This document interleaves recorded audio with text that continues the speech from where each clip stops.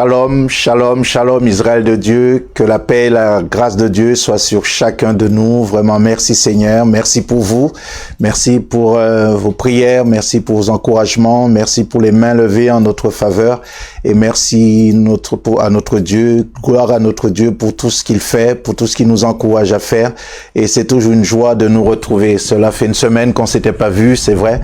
Nous n'étions pas présents, mais Dieu fait grâce que nous sommes là, nous sommes de retour. Merci Seigneur. Que toute la gloire revienne à notre Dieu. Alors ce soir, donc, comme vous le voyez sous l'écran, donc le thème de notre message, donc ça, c'est il y a encore de la place. Oui, il y a encore de la place. Donc ce soir, c'est un enseignement. On va parler un petit peu. On va voir ce que le Seigneur va nous dire par rapport à cela. C'est un enseignement qu'on aura. Donc le thème donc est tiré de Luc chapitre 14, le verset 22. Donc, vous savez, c'est la parole de Dieu. Et vraiment, ce soir, vraiment, je veux vraiment nous encourager à ne pas perdre courage. Pourquoi? Parce que on peut penser qu'il y a que ça à faire. Non, il y a encore beaucoup de choses à faire dans la maison du Seigneur et Dieu veut que chacun de nous qu'on puisse être en activité. Et je crois que le désir de Dieu, c'est ça. Alors donc, on va voir tout de suite quelques exemples dans la parole de Dieu. Comme je nous dis, c'est un enseignement, donc il y aura beaucoup de références, beaucoup de versets. Donc, vous prenez des notes. En plus, c'est une émission, donc vous pouvez toujours regarder. Vous aurez donc aussi les notes avec vous. Donc, dans Josué, chapitre 1er, et donc nous lisons donc les exemples que je vais prendre, j'ai quelques exemples par là. S'il fallait parler vraiment ce soir, on n'aurait pas eu assez ce soir pour en parler de cet encouragement qu'il y a dans la parole de Dieu pour nous.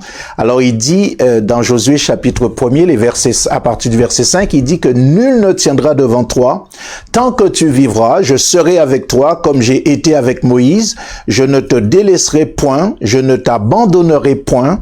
Fortifie-toi et prends courage, car c'est toi qui mettra ce peuple en possession du pays que j'ai juré à leur père de leur donner. Et donc, au verset 7, il dit « Fortifie-toi seulement ». Regardons, « Fortifie-toi seulement et aie bon courage en agissant fidèlement selon toute la loi que Moïse, mon serviteur, t'a prescrite. Ne t'en détourne ni à droite ni à gauche afin de réussir dans tout ce que tu entreprendras. Que ce livre de la loi, au verset 8, ne s'éloigne point de ta bouche. Médite-le jour et nuit pour agir fidèlement selon tout ce qui est écrit. Car c'est alors que tu auras du succès dans tes entreprises. C'est alors que tu réussiras. Amen. C'est alors que tu réussiras. Donc voilà le programme du Saint-Esprit, le programme que le Seigneur a pour chacun de nous. Voyez, Josué, c'est un homme de la même nature que nous. Josué, qu'est-ce qu'il a? Il a tout simplement observé ce qui était écrit dans le livre. Donc, quand on voit le verset 5, quand on a commencé au verset 5, qu'est-ce qu'il dit? C'est vrai que c'est un encouragement. Et le Seigneur dit à Josué, nul ne tiendra devant toi, tant que tu vivras, je serai avec toi, comme j'ai été avec Moïse, je te délaisserai point, je ne t'abandonnerai point, fortifie-toi et prends courage, car c'est toi qui mettras donc ce peuple en possession du pays que j'ai juré à leur père de leur donner. Voilà, le programme est bien fait pour quand on entend cela, on se dit merci Seigneur. Mais bien aimé, une parole de Dieu, il y a la part de Dieu, il y a notre part aussi. Et souvent, la part de Dieu est là, Dieu est fidèle, comme nous l'avons dit ce dimanche. Donc la Bible dit que Dieu n'est pas homme pour mentir, ni fils de l'homme pour se repentir, mais ce qu'il va déclarer de sa bouche, il va l'accomplir. Donc tout ce qu'il va dire à Josué au verset 5 et au verset 6, il va le faire. Mais ça, il faut pas que Josué, il invite pas Josué à rester sur tu tiendras, nul ne tiendra devant toi, je serai avec toi. Vous voyez, donc c'est des paroles, c'est prometteur, vous voyez, donc c'est encourageant. Mais si Josué reste là, qu'est-ce qu'il lui dit après au verset 6 et au verset 7? On voit que tout de suite, il encourage Josué à faire quelque chose de son côté pour que justement cette parole puisse s'activer dans sa vie.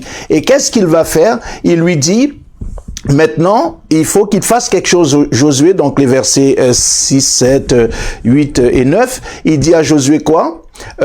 Fortifie-toi, vous voyez, fortifie-toi seulement et aie bon courage, mais aussi en agissant fidèlement, selon quoi? Toute la loi. Dis à celui qui est à côté de toi, toute la loi. Il lui a pas dit ce qui te plairait, ce que tu sembles. toute la loi, c'est-à-dire rien à négliger, rien à rejeter, tout est bon à prendre. Et donc il lui dit, selon que la loi de mon serviteur t'a prescrite, ne t'en détourne ni à droite ni à gauche, afin de réussir dans tout ce, vous voyez, dans tout ce que tu entreprendras. Donc voilà, aujourd'hui, quand je nous dis il y a encore de la place, bien aimés, ne nous arrêtons pas. Il y a encore d'autres choses qui ne sont pas encore en activité et des promesses que Dieu nous a faites. Mais si nous restons et nous regardons seulement ce qui est déjà en activité, nous allons dire, voilà, toutes les places sont prises, il n'y a plus rien à faire. Je regarde, il y a des pasteurs, il y a des évêques, il y a des évangélistes, il y a des prophètes, des docteurs, les 5 ministères, on va dire, il y a des diacres, il y a des chantres, il y a tout ce qu'on peut voir, et on va se dire, mais il y a plus rien à faire. Non, dis à celui qui est de toi, il y a encore de la place. Dis-lui, il y a encore de la place. Et ce soir, je veux nous encourager tout simplement à comprendre que dans le royaume de Dieu, tous les enfants de Dieu sont amenés à faire quelque chose. Vous savez, aujourd'hui, nous étions en train de bricoler un petit peu à la maison. Donc, j'étais avec mon fils. Donc, on travaillait aussi avec mon épouse. On était là. Et on faisait quelques petits travaux de peinture. Regardons quelque chose. J'étais en train de réaliser que le plus important pour nous, c'était de faire de la peinture. Vous allez me dire, c'est la peinture. Voilà. On fait de la peinture. Maintenant, tous les éléments qu'on a utilisés, toutes les choses qu'on a utilisées rien que pour faire cette peinture, c'est-à-dire il n'y avait pas seulement cette chose principale, la peinture. On a utilisé des bandes pour protéger, des trucs pour le revêtement au sol, pour protéger le sol. Vous voyez, il y a tellement de choses qu'on a utilisées rien que pour faire de la peinture. C'est-à-dire, si on se disait seulement c'est la peinture et les pinceaux et les rouleaux qu'on avait besoin, il y a des personnes qui ont pensé, qui se sont dit, nous, on va mettre en place des bandes parce qu'ils en auront besoin. On va mettre en place des choses pour protéger le sol, les meubles, parce qu'ils en auront besoin. Et donc, aujourd'hui, on voit que en faisant une chose, on peut avoir droit à pas mal de choses qu'on a à notre disposition pour pouvoir faire quelque chose. N'en parlons pas quand on veut faire un repas, quand on veut faire un gâteau, on a les éléments principaux, mais il faut voir tout ce qui gravite autour.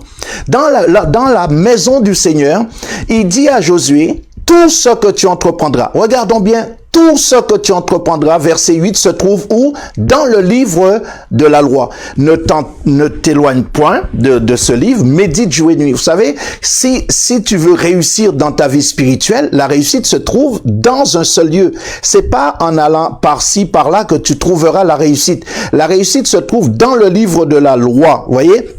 Et donc Josué avait justement à se procurer des livres de la loi et à lire et à méditer. Et donc Dieu lui dit pour agir fidèlement selon tout ce qu'il entreprendra et tout ce qu'il est écrit. Donc Dieu ne limite pas ce qu'il va entreprendre parce que tout ce dont il va entreprendre, il a la solution dans la parole de Dieu. Dis à celui qui a de toi, la solution est dans le livre. La solution est dans le livre. Alléluia. Pourquoi?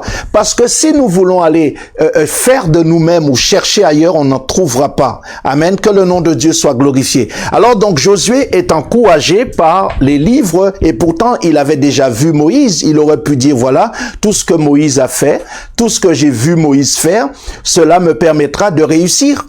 Mais on va voir plus tard, quand il s'agira donc au chapitre 5 pour traverser le Jourdain, il va pas traverser le Jourdain comme Moïse les a fait traverser la mer Rouge. Il avait des instructions. Donc ces instructions, il les a trouvées dans le livre de la loi. Dieu lui a parlé, il savait, c'était une autre organisation. Donc vous savez, cela va de gloire en gloire, de victoire en victoire. Aujourd'hui, voyons un peu la situation de l'Église. L'Église ne doit pas être stagnée parce que c'est comme ça, catalogué comme ça. Dieu n'aime pas les religieux. Dieu aime celui qui marche, celui qui est en activité. C'est pour cela qu'il dit qu'il marche et il nous appelle à le suivre. Donc nous devons le suivre. Dieu n'aime pas quand nous sommes là, nous regardons ce que font les autres et puis nous le faisons. Non, Dieu veut t'enseigner. Dieu veut t'apprendre. Dieu veut t'éclairer. Amen. Dieu veut que tu ailles de l'avant. Et l'Église de Dieu aujourd'hui a besoin des hommes et des femmes qualifier des hommes et des femmes qui ont ce cœur, cette passion, cet amour pour l'œuvre de Dieu. Parce que l'œuvre de Dieu a besoin de tout, j'emploie un mot, tous les corps de métier. On doit pouvoir le trouver. Tu es dans une assemblée. Sois fidèle à ton assemblée, j'aime à le dire. Mais si tu es dans ton assemblée, c'est pas parce que tu ne prêches pas ou tu ne chantes pas ou tu ne fais pas quelque chose qui est visible aux yeux que tu ne fais rien. Dieu n'aime pas les frustrés. Dieu ne veut pas, il nous a délivrés de l'esclavage, c'est pas pour qu'on soit à nouveau dans l'esclavage. Et Dieu va nous donner l'intelligence parce que dans l'église, il y a tellement de choses à faire, il y a tellement de choses à faire pour accompagner un ministère. Un ministère a besoin de tous les corps de métier pour que son ministère puisse avancer. Il réussira pas tout seul. Amen. Et dans Exode chapitre 35, toujours Moïse qui parle, regardons ce que Moïse dit. Moïse dit aux enfants d'Israël, sachez que l'Éternel a choisi. Et j'aimerais ce soir dire à quelqu'un, l'Éternel t'a choisi. Dis, l'Éternel t'a choisi. Et il dit, c'est Betsaléel, d'accord? Fils d'Uri. Et fils de Hur, de la tribu de Juda. Au verset 31, l'Éternel dit, il l'a rempli de l'Esprit de Dieu, de sagesse, d'intelligence et de savoir pour toutes sortes d'ouvrages. Et au verset 32, il dit, il l'a rendu capable. Vous voyez, il l'a rendu capable de faire des inventions, de travailler l'or, l'argent et les reins, de graver les pierres, à enchasser, de travailler le bois et d'exécuter toutes sortes d'ouvrages d'art. Amen. Voyez donc, c'est important pour nous de voir que c'est l'Éternel qui rend capable. Et ce soir, il y a encore de la place. Dieu veut te rendre capable de faire des choses. Il veut te permettre d'être capable ce soir. Est-ce que tu peux dire à quelqu'un, tu seras capable? Dis à quelqu'un, tu seras capable. Pourquoi? Parce que nous sommes capables aujourd'hui de faire les choses selon que Dieu a besoin. Et Dieu a encore besoin de voir des choses dans sa maison. Parce que dans la maison de Dieu, c'est pas seulement, arrêtons de bloquer l'église dans 4 murs. C'est pas seulement le ministère pastoral ou l'un des ministères. Et il y a tous les enfants de Dieu, on doit pouvoir travailler, on doit pouvoir glorifier le Père. Et dans Jean 14, le verset 1er, on va lire les versets 1 à 4, comme je nous ai dit, c'est un enseignement, il y aura beaucoup de références. Et qu'est-ce qu'il dit? Que votre cœur ne se trouble point, croyez en Dieu et croyez en moi. Il y a plusieurs demeures dans la maison de mon Père. Si cela n'était pas, je vous l'aurais dit, je vais vous préparer une place. Amen. Je vais vous préparer une place et lorsque je m'en serai allé et que je vous aurai préparé une place, je reviendrai et je vous prendrai avec moi afin que là où je suis, vous y soyez aussi.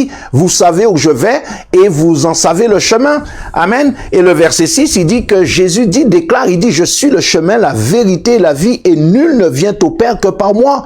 Amen. Donc c'est sûr que si nous prenons ces versets seulement, donc à la fin de notre pèlerinage ici-bas, donc on sera dans une demeure, on sera dans un lieu paisible et tout. Mon ami, on est déjà dans ce lieu, on est déjà dans la gloire de Dieu. Je veux te dire, depuis que tu as donné ton cœur à Jésus, depuis que tu es né de nouveau, tu vis déjà dans les lieux célestes. Amen. Donc ce que le Seigneur veut nous dire maintenant, c'est qu'il faut pas que tu sois troublé. Dieu veut pas que tu sois frustré de dire que oui, je suis dans une église, je ne fais rien. Tu ne fais rien? Comment tu ne fais rien? Tu dois faire quelque chose. Dis à quelqu'un de toi, tu dois faire quelque chose. Alléluia. Vous savez, je suis comme ça. Dieu me permet d'être comme ça dans l'assemblée ou dans nos églises. Moi, j'aime encourager. J'aime pas. Vous savez, qu'est-ce que je peux te dire qui puisse te décourager? Tu es enfant de Dieu. Donc, je t'encourage à faire quelque chose. C'est ça la volonté de Dieu. Et dans Exode chapitre 3, versets 3 à 4, voyez donc, qu'est-ce que Dieu dit à Moïse? Moïse dit, je veux me détourner pour voir quelle est cette grande vision. Voyez, cette grande vision et pourquoi le buisson ne se consume point. L'Éternel vit qu'il se détournait pour voir et Dieu l'appela du milieu du buisson et Dieu dit, Moïse, Moïse, et il répondit, me voici. Voyez, donc regardons, Moïse, à partir de quoi? Moïse donc a déjà quitté l'Égypte. Il se trouve dans le pays de Jéthro. Donc, il est arrivé chez Jéthro, et il se trouve là. Et à partir de là, il s'est marié avec la fille de Jéthro. Et Moïse est en train de travailler pour Jéthro. C'est son beau-père, c'est un sacrificateur. Il travaille pour Jéthro. Et donc, il s'est marié. Voilà, donc la vie est belle. Mais ce que Dieu est en train de faire à Moïse, c'est que Dieu sait que de là où il sort d'un endroit en Égypte. Et en Égypte, il y avait le peuple de Dieu qui était là. Et ce peuple-là, et quand on parle de l'esclavage des Israélites, des Hébreux en Égypte, il faut pas tout de suite penser à l'esclavage comme on peut penser, hein, d'accord? C'est vrai que j'aime à le dire, la parole de Dieu, elle n'est pas physique, elle est spirituelle. Voyez? Donc, Dieu se rend compte que son peuple est dans rien. Le peuple est physiquement présent, mais il n'est pas présent dans les affaires. C'est-à-dire dans les choses où on devrait les trouver, on ne les trouvait pas. C'est-à-dire que les Hébreux n'étaient pas représentatifs. Les Hébreux n'avaient rien pour pouvoir faire fonctionner le système, pour pouvoir faire fonctionner le pays. Ils étaient en retrait de tout. Et c'est ça qu'on appelle l'esclavage. C'est-à-dire qu'ils ne pouvaient pas, c'est comme s'ils pensaient qu'ils n'avaient pas le droit de faire ceci ou de faire cela. Et donc, Dieu voit son peuple. Il voit qu'on passe à la boulangerie, ils sont pas représentés. On va chez le poissonnier, ils sont pas représentés. On est en train de construire, de faire des grandes constructions, des choses, ils sont pas représentés. On trouve pas d'architecte, on trouve pas un maire, on trouve pas un conseiller, on trouve pas quelqu'un qui représente cette famille. Alors Dieu voit que son peuple, c'est une frustration, n'empêche que tu es là, tu vois qu'il y a tout ça autour de toi, et à cette époque-là, l'Égypte, à quoi pourrais-je comparer l'Égypte? Un pays qui est en pleine expansion, et de voir que tu es dans ce pays, tout le monde, dans le monde entier, ils sont au courant que le pays fonctionne, c'est le travail partout, c'est l'émancipation, c'est la belle vie, et toi, tu es là dans ce pays, tu meurs dans l'abondance. Alors Dieu regarde, et Dieu dit à Moïse, moi, j'ai vu la souffrance de mon peuple et je suis venu moi-même pour les délivrer. Et qu'est-ce qu'il dit pour les faire monter maintenant dans un bon et vaste pays où coule le lait et le miel? C'est vrai, si nous restons sur le côté physique des choses, on a beaucoup de choses qui polluent notre entendement spirituel. On va penser que Exode, tout ça, pèlerinage, d'accord. Maintenant, restons objectifs. Dieu va faire en sorte que son peuple va sortir de cet esclavage, c'est-à-dire sortir dans le négatif. C'est pour cela qu'il dit à Moïse au verset 14, tu leur diras, celui qui s'appelle je suis m'envoie vers vous. Regardons bien, celui qui s'appelle je suis m'envoie vers vous. C'est que tout simplement, Dieu ne veut pas que son peuple puisse vivre dans un passé, Dieu veut que son peuple soit dans le présent. Et le mot qui convient, le présent, c'est je suis. Dis à celui à côté de toi, je suis. Et à partir de là, mon ami, je suis, veut dire que quand tu dis à quelqu'un je suis, c'est que tu es présent. Je suis, alors maintenant on pouvait rentrer à la mairie, j'emploie des exemples, on pouvait voir un Hébreu, on rentrait dans les affaires, les hautes affaires de l'Égypte, on trouvait un Hébreu. Les Israélites, étaient représentatifs, ils étaient plus en retrait, ils ne quémandaient pas, ils ne marchaient pas après le succès marchaient après eux. C'est-à-dire, ils sont devenus la tête. C'est eux qui dirigeaient. C'est eux maintenant qui étaient le maître du monde. Alléluia. C'est eux maintenant qui dirigeaient tout. Parce que maintenant, Dieu avait fait monter son peuple dans son présent. Et c'est la même chose, bien-aimés, qui nous arrive aujourd'hui, toi et moi. Rappelons-nous qu'il s'appelle Jésus. Hein? Jésus, c'est lui qui est venu pour nous sauver. Mais nous n'avons pas quitté, je sais pas moi, Jésus t'a rencontré en France, tu es en France, tu n'as pas fait un pèlerinage pour aller monter dans un Canaan. Le Canaan, c'est Jésus, alléluia. Donc Dieu a fait entrer son peuple dans sa gloire, entrer son peuple en lui. Jésus représente notre Canaan. J'habite en France, j'ai rencontré le Seigneur en France, le Seigneur m'a rencontré en France, je n'ai jamais quitté le pays à part des voyages pour l'œuvre de Dieu, mais je réside là. Donc c'est-à-dire que ce qui était l'Égypte pour moi hier, dans le même lieu, Dieu l'a transformé dans un pays de Canaan, c'est-à-dire ce qui était désolation pour moi hier est devenu une gloire de Dieu. Ce qui était désert hier est devenu oasis. Alléluia. Si aujourd'hui je puisse me permettre de vous parler, de nous parler ce soir, c'est que Dieu a fait quelque chose dans ce sens-là. Donc je ne veux pas que tu puisses penser que c'est seulement une partie qui ont le droit, qui vont le faire. tous les enfants de Dieu doivent travailler. Et dans une ville, qu'est-ce qui fait la puissance d'un pays, la puissance d'une ville? C'est pas seulement un commerçant, mais c'est plusieurs commerçants réunis qui forment la puissance économique d'un pays, d'une ville, vous voyez? Et donc cette puissance économique, l'Église, nous l'avons besoin. Il faut qu'on arrête seulement de se cacher derrière les ministères. C'est important, ce que je dis, faut pas faire n'importe quoi, hein. On a besoin de nos pasteurs, on a besoin de nos dirigeants, mais ils ont aussi besoin de nous. C'est-à-dire, on doit aussi faire en sorte pour que demain, que l'Église de Dieu ne manque de rien. Regardons une situation. Je vais nous parler clairement. Aujourd'hui, nous vivons une situation dans le pays. Maintenant, on entend que c'est un peu une crise sanitaire dans le pays. Et donc, l'Église que nous avons, le fonctionnement de l'Église que nous avions connu hier, soyons vrais que cela va changer. On n'aura plus cette aisance d'être, on sait pas, hein, je souhaite. Mais regardons maintenant, on peut pas dire on attend là passivement. Il faut qu'on continue à travailler, il faut qu'on continue à glorifier le Seigneur. Donc cela veut dire que l'Église a besoin de ressources, l'Église a besoin d'une stratégie. Et qui va apporter cette stratégie? C'est toi. Dis à celui qui est à côté de toi, c'est toi. Dieu va t'utiliser parce que l'Église ne doit pas tomber dans l'esclavage. Est-ce qu'on attend quelqu'un pour nous libérer? Le libérateur est en nous. C'est-à-dire aujourd'hui, maintenant, on voit que beaucoup d'églises, de bâtiments se ferment. Pourquoi? Parce que les pasteurs n'arrivent pas, les fidèles ne viennent pas, donc il manque de ressources dans les églises. Mais y a-t-il quelqu'un pour penser, pour dire voilà ce que nous allons faire? Nous allons mettre en place un collectif pour que désormais, que ce soit l'assurance de nos bâtiments si on doit payer 1 euro plus cher sur nos cotisations, mais de façon que si demain quelque chose comme ça arrive, que nous puissions continuer à vivre. Alléluia!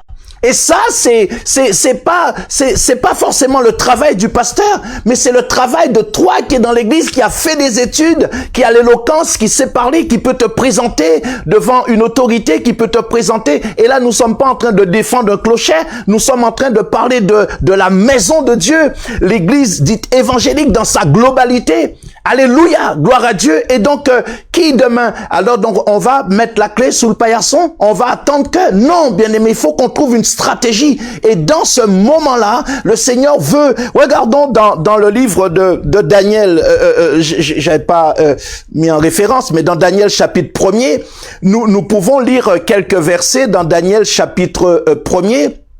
Et l'histoire de ces 4 jeunes gens au verset 17, on va lire à partir du verset 17, Daniel premier verset, à partir du verset 17, on va lire jusqu'au au dernier verset 21. Regardons ce qui se passe. Dieu accorda à ces 4 jeunes gens de la science, de l'intelligence, dans toutes les lettres, de la sagesse, et Daniel expliquait toutes les visions et tous les songes. Au verset 18, au terme fixé par le roi, pour qu'on les lui amenât, le chef des eunuques les présenta à Nebuchadnezzar. Verset 19, le roi s'entretint avec eux, et parmi tous ces jeunes gens, il ne s'en trouva aucun comme Daniel, Anania, Michaël et Azaria.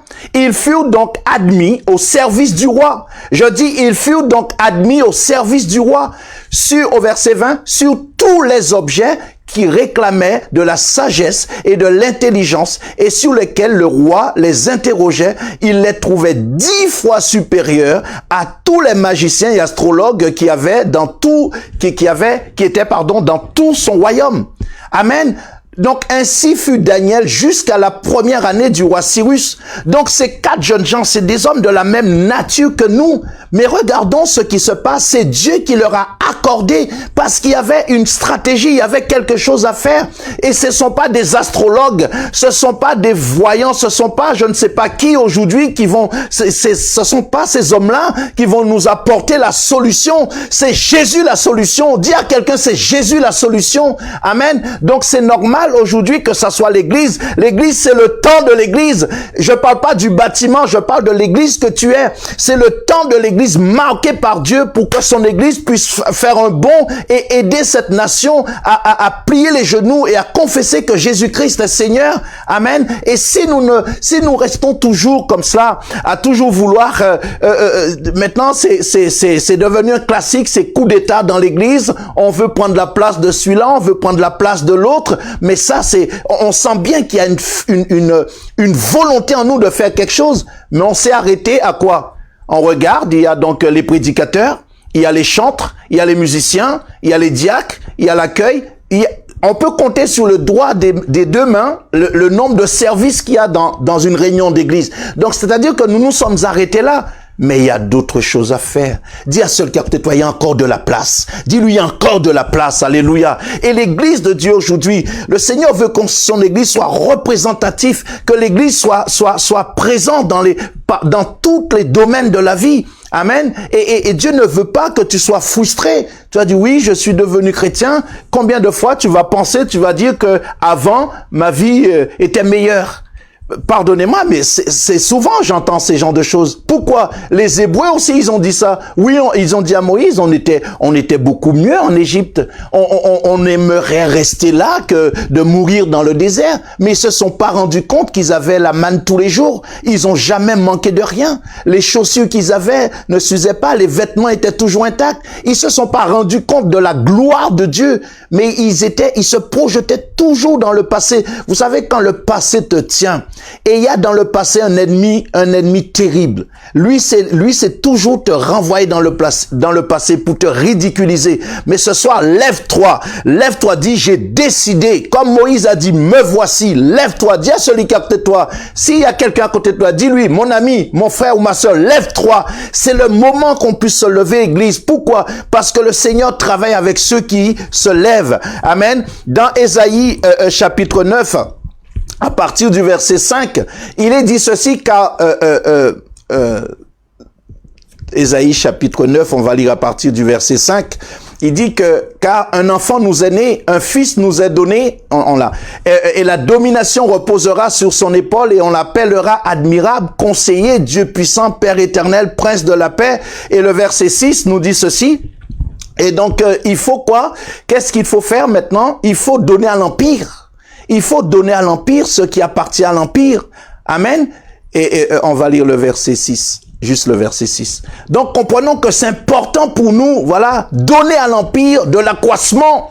Donner à l'Empire de l'accroissement et une paix sans fin au trône de David et à son royaume, l'affermir et le soutenir par le droit et par la justice, dès maintenant et à toujours. Voilà ce que fera le zèle de l'Éternel des armées. Amen. Donner regardons l'exemple David. David, c'était un moment Israël s'est trouvé bloqué aussi. Ils étaient bloqués. Qui a permis qu'ils passent? C'est le roi David qui a renversé Goliath. Il y a des Goliaths qui empêchent l'église d'avancer. Mais c'est à toi, dis à celui qui est à toi, c'est à toi que Dieu va donner la sagesse, l'intelligence, la science, une stratégie pour renverser les raisonnements, pour que l'église de Dieu puisse sortir, pour que l'église de Dieu soit représentative dans cette nation, pour que le Dieu que nous servons soit le Dieu tout-puissant en nous. Amen. De façon que demain, quand tu iras à la banque, bonjour, le banquier, eh bien, je suis... C'est un enfant de Dieu. Je parle du directeur. Hein. Tu iras à l'éducation nationale, celui qui est responsable de l'académie. Donc, c'est un enfant... On sera représentatif partout. Et c'est ça le je suis de Dieu. On ne sera pas frustré parce qu'aujourd'hui tu vas dire oui, qu'est-ce qu'on a fait? On vient au Seigneur, je veux me marier, je veux des enfants, je veux des cheveux, je veux maigrir. C'est comme on dit, c'est un culte pour ton corps, c'est que ta personne. Mon ami, la Bible dit que Dieu t'a choisi et il t'aime comme tu es. Alors lève-toi et sers Dieu. Montrons à notre nation, nos contemporains, que nous servons un Dieu tout-puissant et que nous n'avons pas seulement le nom de Dieu dans la bouche, mais nous sommes ce nom. Et en ce nom, les aveugles voient. Il dit, vous êtes la lumière du monde. Il faut pas voir lumière comme une lampe qui est là en ce moment sur ta tête. La lumière, ça dit que maintenant, la nation a besoin d'être éclairée sur la situation. Qu'est-ce qu'ils vont faire demain? C'est la panique totale.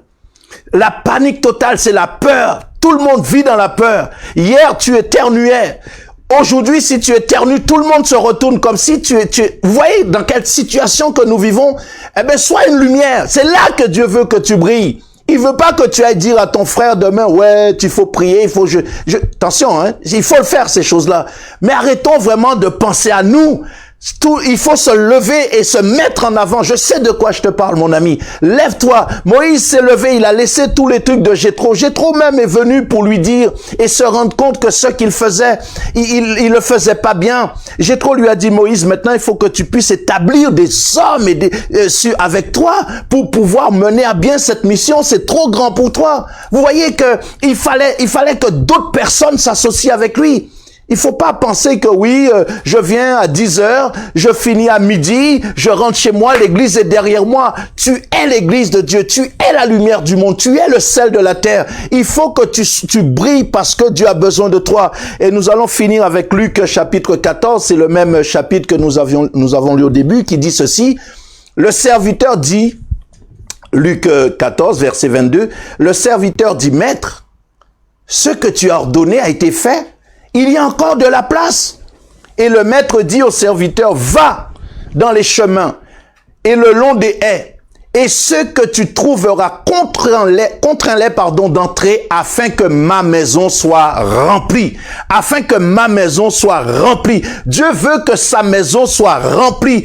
C'est pas parce que tu vas rentrer boiteux que tu finiras boiteux. C'est pas parce que tu es rentré d'une manière tu finiras. Dieu nous promet un avenir et de l'espérance. Il nous promet un changement parce que le changement est en lui. Il ne change pas, mais le changement est en lui. Il est la solution d'abord de tout ce que nous avons besoin. Rappelons-nous Pierre, il pêchait pas bien, mais quand nous voyons dans Acte 2, il a fait une pêche dite miraculeuse. Et là, c'était des âmes. Pourtant, c'est quelqu'un qui devant une femme dans la cour, la femme le reconnaît.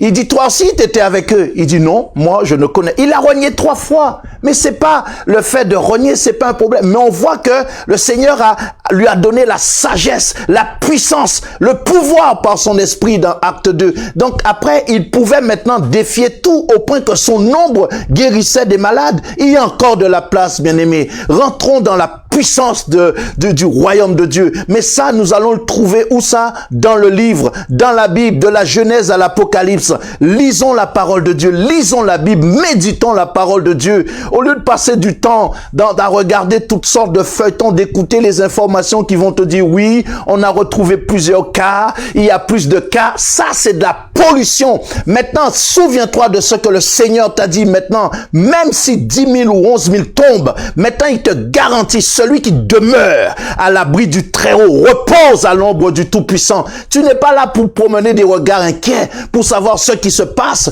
qu'est-ce qui se passe. Mon ami, Dieu nous a choisis pour qu'on soit une lumière et qu'on se mette au travail. La France a besoin de lumière et c'est à toi de jouer. Dis à celui qui est à côté de toi, c'est à toi de jouer. Maintenant, est-ce que nous allons laisser les choses comme ça ou est-ce que nous allons dire, Seigneur, me voici, comme Ésaïe l'a dit à son époque, Moïse, on a vu, il a dit à son époque, les 4 Hébreux, ils étaient des hommes dans Daniel, ils ont été choisis. Ces 4 hommes ont été choisis comme toi et moi. Jésus nous a choisis, mais il nous a pas choisis pour rester comme ça. On voit que Dieu leur a donné l'esprit de sagesse, d'intelligence. Ils étaient remplis d'Esprit Saint. Et la Bible nous dit que Jésus-Christ, notre Sauveur, notre Canaan, nous a choisis. Et il nous a dit, vous recevrez une puissance. Donc, c'est pas, il faut pas dire Josué a reçu, Daniel et ses 4, ils ont reçu. Nous avons tous reçu. Dis à ce qui est à côté de toi, j'ai reçu. Et quand tu as reçu, c'est pour que tu sois dans le présent de Dieu. Et le présent de Dieu, c'est je suis. C'est pour cela qu'aujourd'hui, tu dis, je suis fort. Tu dis, je suis béni, je suis guéri, je suis riche, je suis tout ce que tu veux, mais positivement. Derrière je suis, ne mets rien de négatif parce que c'était hier.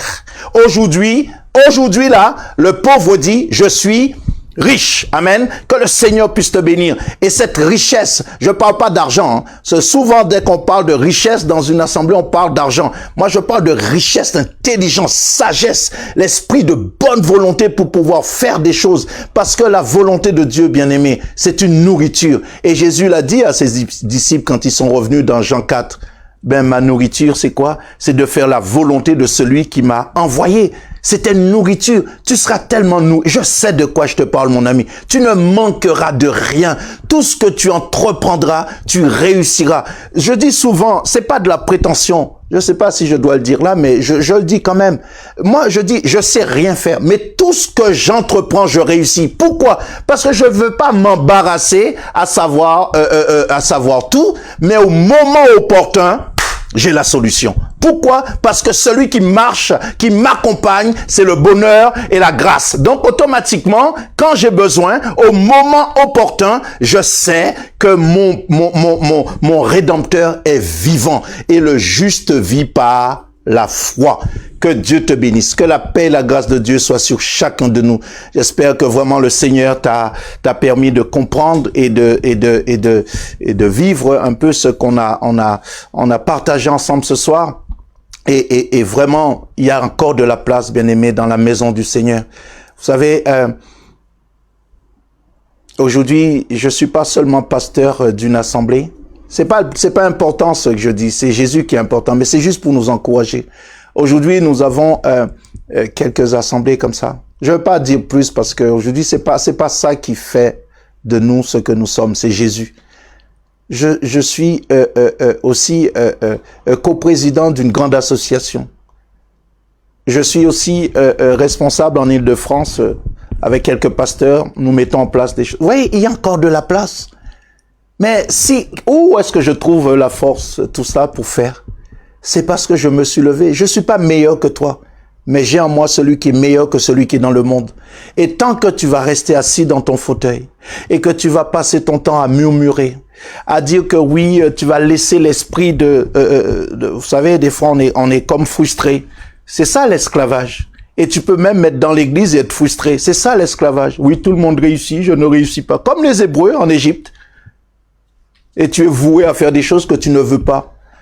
Mais là, aujourd'hui, tu pouvais rater ta vie avant Jésus, mais pas aujourd'hui. Que le Seigneur puisse te bénir. Alors, nous allons prier.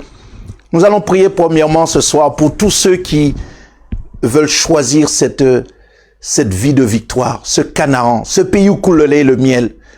Bien-aimé, ce pays, c'est Jésus. C'est Jésus-Christ notre Canaan. C'est Jésus-Christ le Canaan aujourd'hui que la France a besoin. Cette grâce excellente est en lui. Alors si ce soir tu veux vraiment le recevoir dans ton cœur et tu veux maintenant qu'il puisse t'inviter à t'épanouir dans tout ce que tu entreprendras, pose ta main sur ton cœur et répète après moi cette prière. Seigneur Jésus, je te remercie pour la croix. Je te remercie pour le pardon. Je te remercie pour ton sang qui m'a lavé et qui m'a purifié de tous mes péchés. Tous mes péchés. Je te remercie de ce que tu m'ouvres les yeux et que tu m'as positionné en lieu sûr pour me garder et pour me cultiver. Et permets-moi de demeurer ferme auprès de toi. Enseigne-moi tes commandements. Enseigne-moi et permets-moi de grandir avec toi, Seigneur. Amen. Que le Seigneur puisse te bénir. Et quel que soit là où tu te trouves, trouve, maintenant avec tous les moyens techniques que vous avez, trouve une assemblée évangélique, va voir le pasteur et dis-lui, tu as fait cette prière de salut et tu veux vraiment rester fidèle à Dieu. Mais tu peux pas rester fidèle à Dieu dans ton canapé comme ça. Il faut vraiment chercher une assemblée. Il faut vivre cette communion fraternelle. C'est important, tu grandiras plus vite. Parce qu'il est dit dans le psalmiste, il nous dit qu'il est bon, qu'il est doux, qu'il est agréable pour des frères de demeurer ensemble. Il y a quelque chose, la force de l'autre va agir sur toi. La volonté de l'autre va t'encourager. Et bien, il y a beaucoup de choses que tu ne sais pas, mais ça va être quelque chose d'important. Et toi-même, tu vas aussi apporter des choses, c'est important. On va prier maintenant pour tous ceux qui se sentaient frustrés, esclaves dans l'église. Dites enfants de Dieu, mais ils sont esclaves d'une vie qu'ils pensent qu'ils auront jamais. Donc, ils pensent que voilà, le Seigneur m'a choisi, j'ai choisi le Seigneur, mais en fin de compte, j'ai rien. Alors, tu vas déjà renoncer à cette parole, demander pardon à Dieu pour ce comportement qui n'est pas du tout un comportement d'enfant de Dieu, et tu vas te ressaisir. Et pendant que je prie, pose ta main sur ton cœur et reviens tout simplement, comme il a dit à Josué, que ce livre de la loi ne s'éloigne point de toi. Maintenant, il faut pas que tu sois là, Josué, à penser ce que Moïse a fait. Maintenant, tu vas trouver dans le livre ce que toi tu dois faire et ce que moi je vais faire avec toi. Amen. Alors maintenant, n'essaie pas de voir ta vie chrétienne par rapport à quelqu'un. Oui, cette personne a, moi je n'ai pas. Fais comme si tu es seul. Et maintenant, si c'est ton cas ce soir, tu te sens frustré, comme esclave. Alors ce soir, pose ta main sur ton cœur. Père, je vais te prier pour chacun de nous ce soir. On pense que on ne réussit pas. On pense que c'est l'échec tout le temps. Alors Père éternel, glorifie ton nom.